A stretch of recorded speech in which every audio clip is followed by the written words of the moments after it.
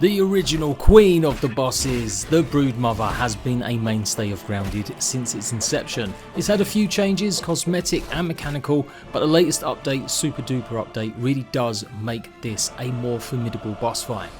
So whether new to taking it on or you've beat it 1,000 times, hopefully now there'll be more of a challenge. I'm going to take you through all the changes with the BroodMother coming as part of the Super Duper update to everyone. This is currently live on the PTB. Let's go. So the first change you need to know about is you can no longer do damage when it's descending. This used to be a nice little cheese, firing something at it, getting off a spicy shot with your magical staff or firing a bunch of spicy arrows. You would always do a good amount of damage before she even landed. She still summons the same amount of creatures and pretty much at the same time, but she has now got a plethora of new attacks and new abilities. If you get caught up in her roar, she will now make you have reduced attack damage. The time between attacks has also decreased, so she's going to be hitting more ferociously and faster. Now the patch notes list that she doesn't change her resistant types as you go through the battle with her anymore. They've also gone and increased her health to make her a chunky chick, and looks like she's lost her transfixion with some of her egg sacs, no longer making leaps to specific ones during combat.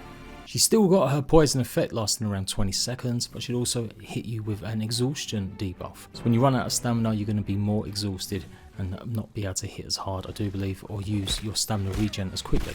Another thing to note about her minions, if they bite you and poison you, it will remove the poison debuff that the BroodMother has given you. So it does look like they're not allowing them to stack here. They do have slight differences though, they're not exactly the same poison debuff, but I got hit by the BroodMother and then I got hit by some of her minions and it definitely replaced it.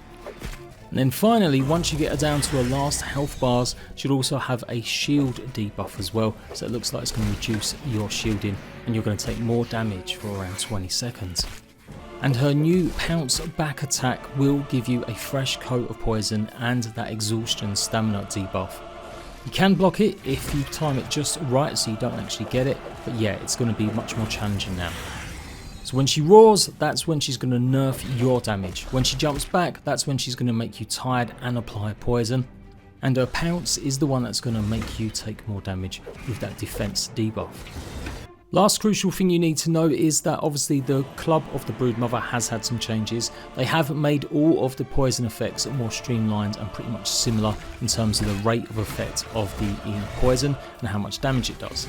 So to compensate for that, they have now made the perk of the BroodMother a little bit more powerful. Poison damage ticks slower now across lots of weapons, or pretty much all of them, but the actual perk from the club will do more damage with each tick that it hits.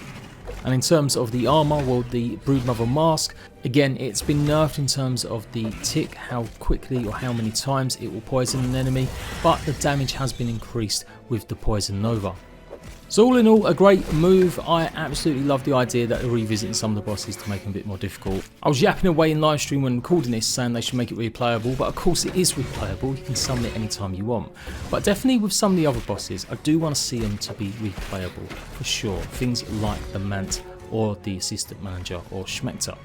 It'd be cool if they could have some sort of orc upgrade, maybe if you were able to resummon them, or maybe that's something they can even do with the BroodMother and the Mantis. Plus of course the new Wasp Queen. Maybe we can have a choice to select an orc version that would be even tougher but would gain you more raw science. But I'm not going to complain too much, this is a great move. Was kind of out of the blue, but yeah, I'm really glad it's here. It's going to freshen up the experience for older players. Pro players can now develop new strats or just go and take a look at it for sure and it will liven things up. Let me know in the comments if you've even fought the BroodMother. Have you got that far in the game? Or are you an old pro? Do you have 20 trophies lying around? With the new abilities to steal parts from the BroodMother, with the mutation, and of course the other luck perk, so hopefully you can get that trinket, it's definitely going to liven things up instead of just being a bit of a bore fest. And that's it. This update's coming very soon for everyone, but remember you go and try it on the PTB right now. And if there's any more changes, of course, I'll let you know to it. But I think this is probably going to be locked in.